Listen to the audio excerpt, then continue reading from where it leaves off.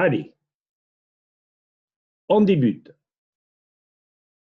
En ce dimanche 3 janvier 2021,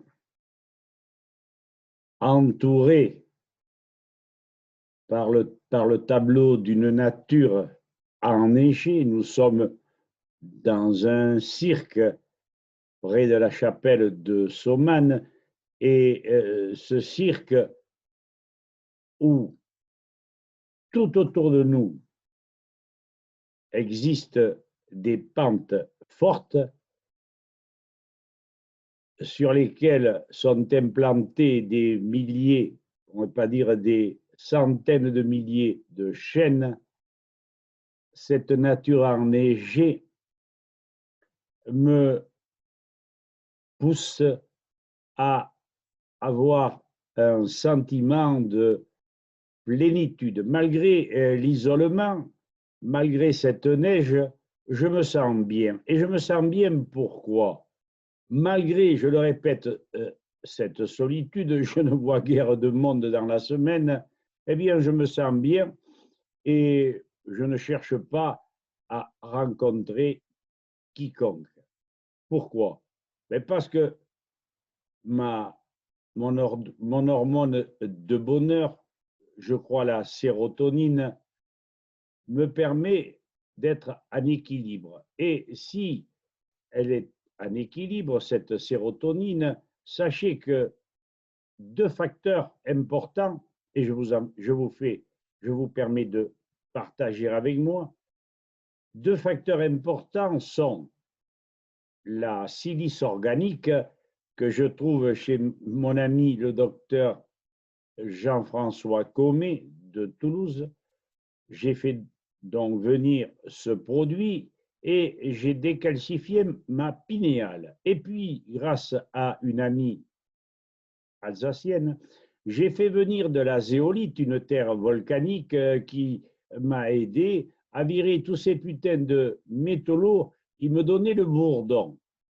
Voilà. Ceci étant dit, faites-en ce que vous voudrez, et si vous voulez des tuyaux, n'hésitez pas à m'appeler, je vous les donnerai, je vous enverrai les documents et vous vous porterez tout aussi bien que moi. Donc nous allons aller de ce pas sur un conte du berger économiste que j'ai tiré d'un livre écrit il y a environ 3 ans.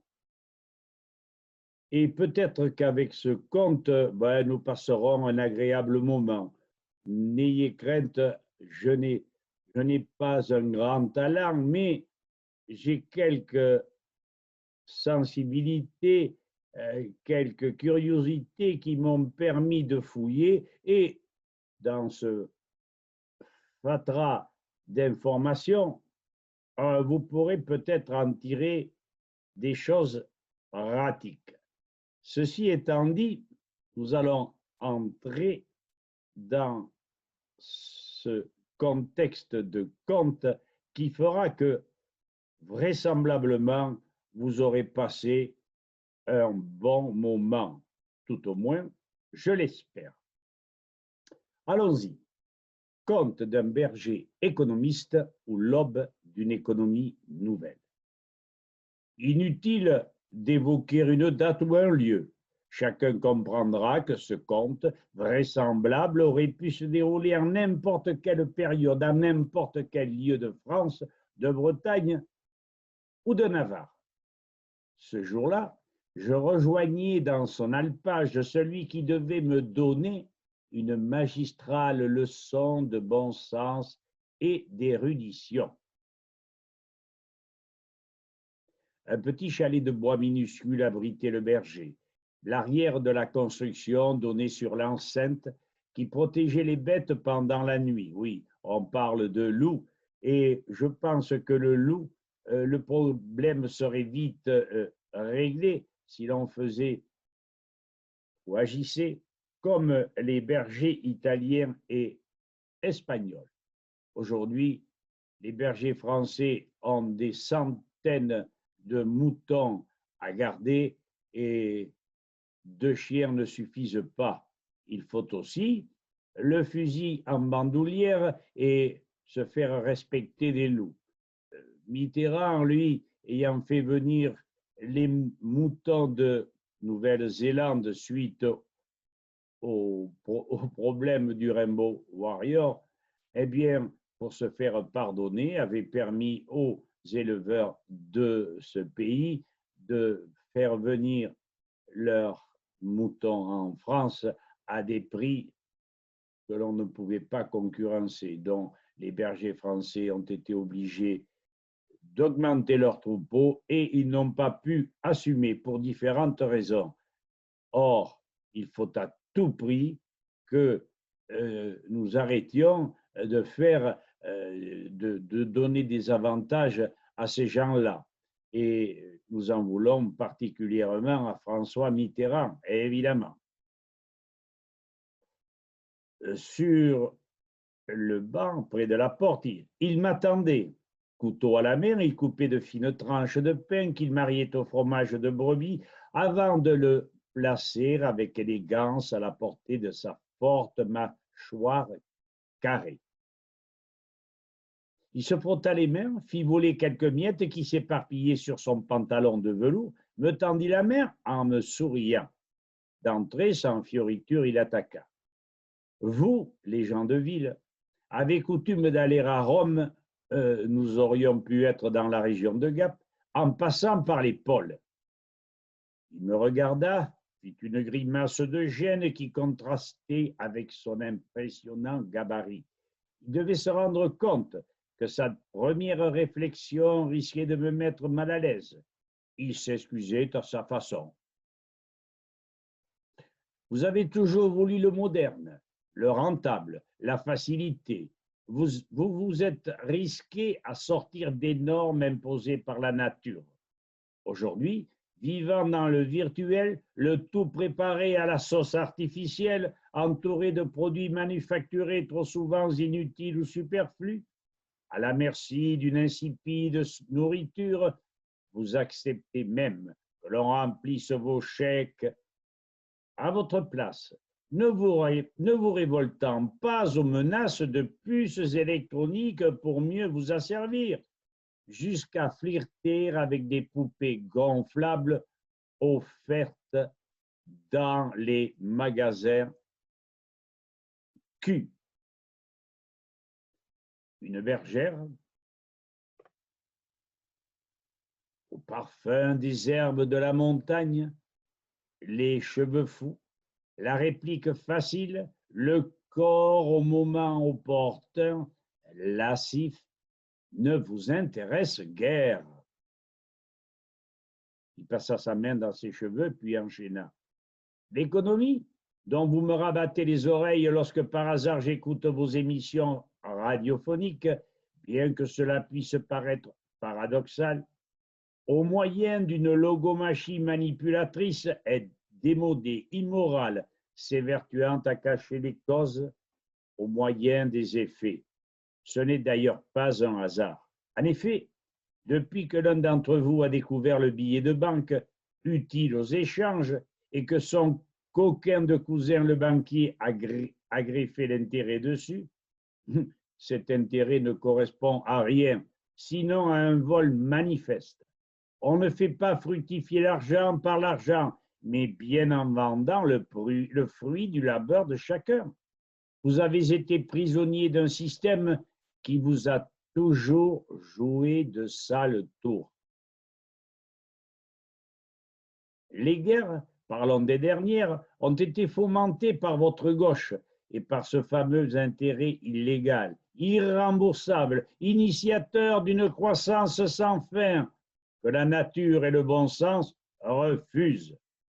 Mais le bon sens, il n'y en a plus, même pas au Crédit Agricole. Les divers trafics d'esclaves, la vente d'herbes psychotropes, le marché en règle générale a toujours eu des commis apatrides. Prêts à tout et toujours les mêmes. Je préfère taire leur origine. Ils ont même empoisonné, destruction des défenses immunitaires, les Indiens avec leur rhum.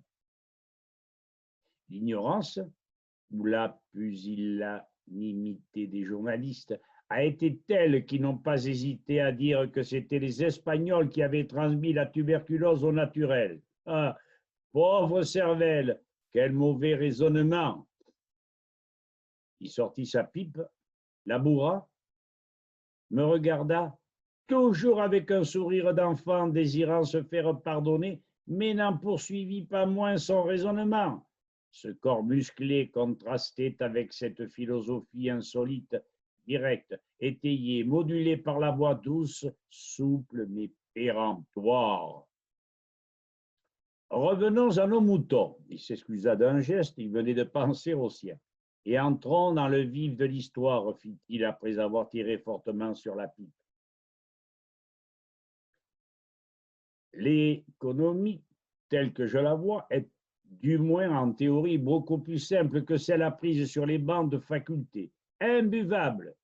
Tu comprends bien que les toubibs et les prêtres, en leur temps, avaient le monopole sur nous avec leur latin et leurs croyances. Aujourd'hui, les économistes gouvernementaux s'emploient à leur ressembler.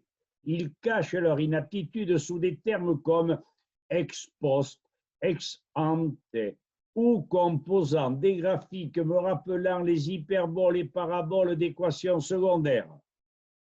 Il n'est plus question d'échange ou de commerce, mais davantage de spéculer sur le dos des besogneux. Or, petit, me dit-il, il venait de soulever son immense carcasse en regardant un instant le ciel. Son regard pénétra le mien et ses mains commencèrent à envelopper sa chose qu'il voulait à tout prix me confier. C'est tellement évident que personne n'a osé exprimer sur une technique d'artiste aussi simple. L'économie, mon fils, c'est l'art de répartir ce que nous produisons, cultivons, élevons, fabriquons. Il faut savoir que mieux elle est répartie, tout en sachant donner au meilleur la carotte qui fait avancer la bourrique, moins il y a de rancune, de guerre ou de révolution. L'économie, c'est la balance du pharmacien. Il y faut doigté, rigueur, attention et humanisme pour qu'elle soit toujours en équilibre. Ainsi, si cet art consiste à ne pas mourir de faim, voici de quelle manière s'y prendre, tout en respectant à la fois les denrées ou les produits fabriqués, tout autant que la monnaie. Toujours une adéquation et un équilibre. Les produits se fanent, se déprécient avec le temps, non? Donc, l'argent lié au produit doit subir les mêmes outrages. D'accord?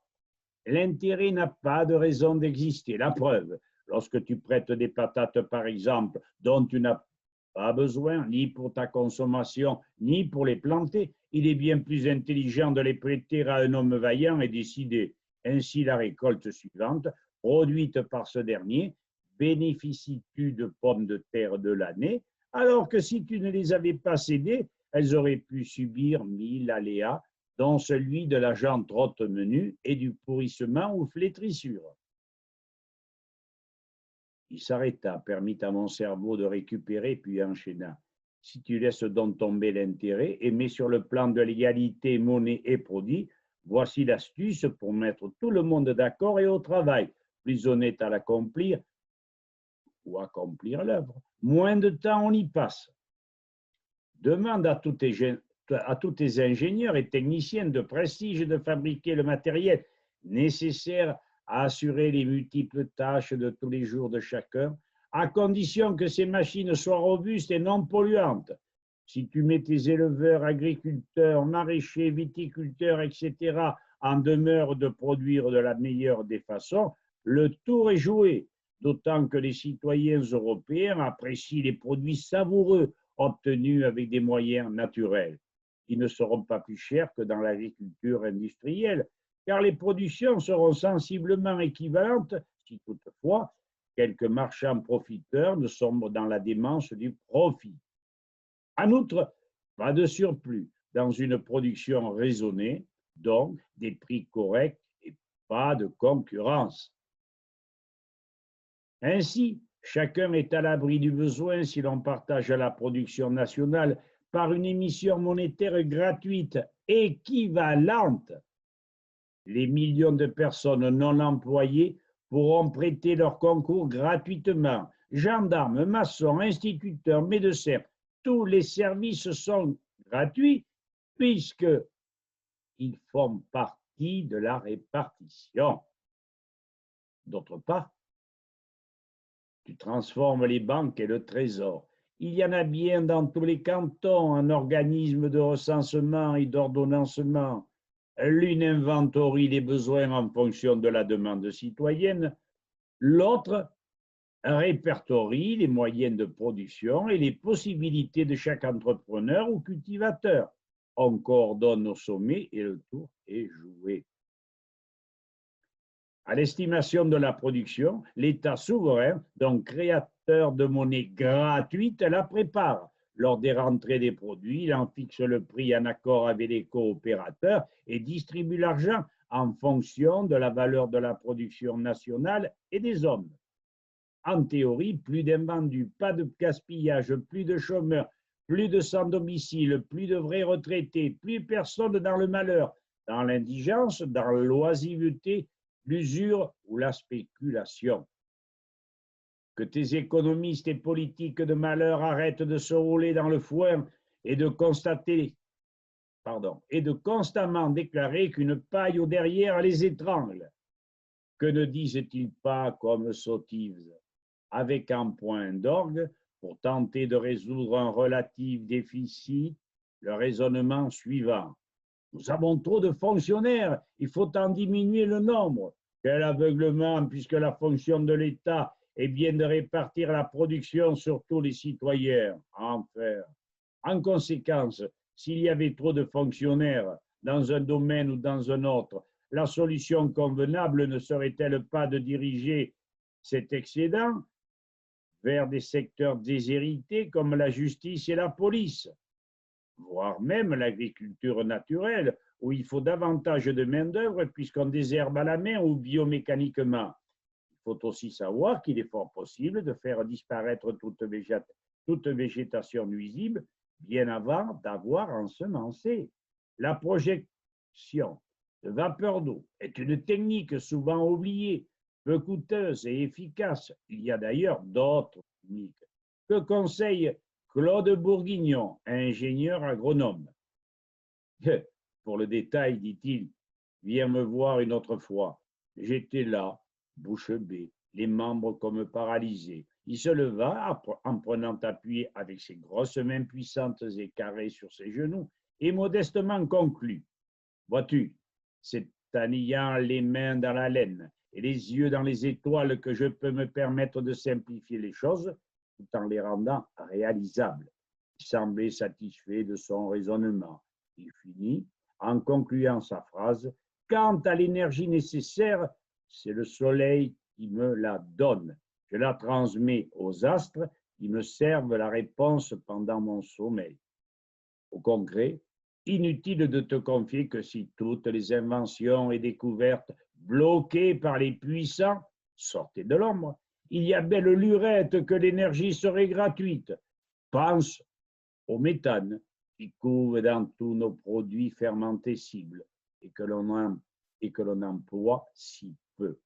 Utopie, sans doute pour l'instant, mais parfaitement réalisable si l'homme avait un peu moins d'attrait pour le profit, plus de respect pour lui-même et pour ses contemporains, que ce conte puisse un jour devenir réalité.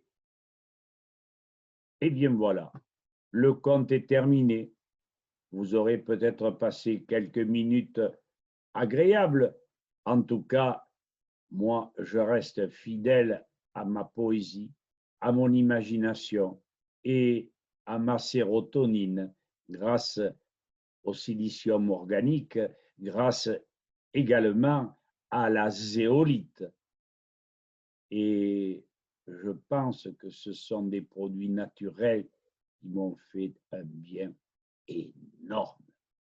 Je vous salue les copains, je vous dis à bientôt et bonne suite dans tout ce que vous voudrez formuler, dans tout ce que vous voudrez bien entreprendre.